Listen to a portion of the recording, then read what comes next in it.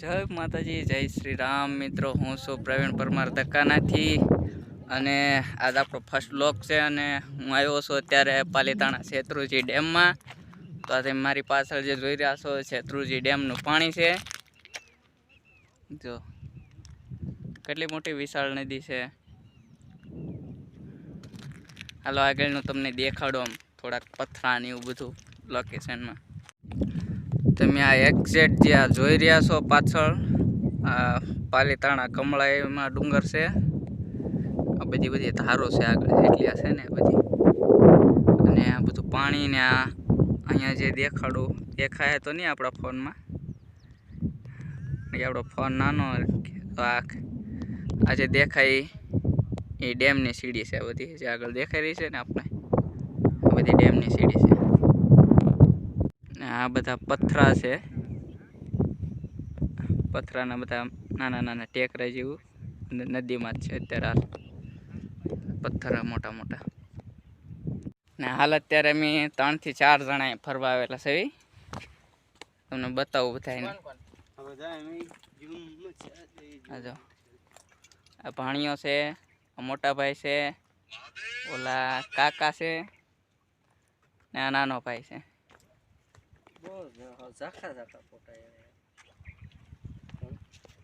ને આ ડેમની વિશેષતા એટલી છે કે ભાવનગરના અમુક ઉપરવાસના ઘણા ખરા ગામડા છે જ્યાં ચોમાસા દરમિયાન જેટલું પાણી થાય એટલું આ ડેમમાં સંગ્રહ થાય છે.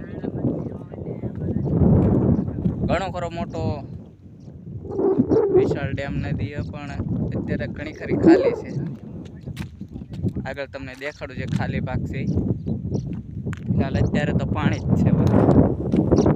ને અત્યારે તો અમુક જે ખાલી જગ્યા છે બધી એમાં બધા વાવે છે ને એવું કરે, બધું શાકભાજી છે કે એવી રીતના બધું વાવેતર કરે છે ખાલી જગ્યામાં. જો સામે તમને દેખાડો બધી ડેમની જ જગ્યા છે, પણ આ ખેતીવાડી કરેલી છે. અમે આ પાણી પાવા માટે મશીન મૂકેલા છે. આ બધા અહીંયા ત્યાં ખેતર જ છે, થોડુંક નાનું થોડું મોટું ખેતર છે ને એક સામે મશીન છે ને આ હોડકું. તો આજે તમને હોડકું દેખાડ્યું. આ હોડકું છે.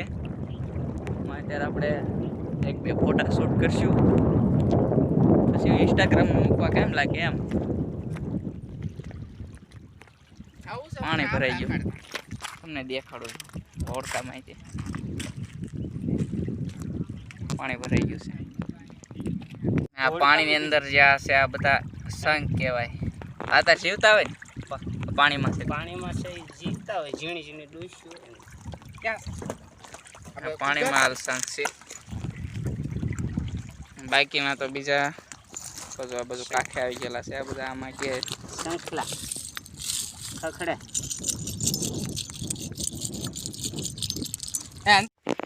તો બસ આજનો અમારો વિડીયો અહીંયા સુધીનો જ હતો.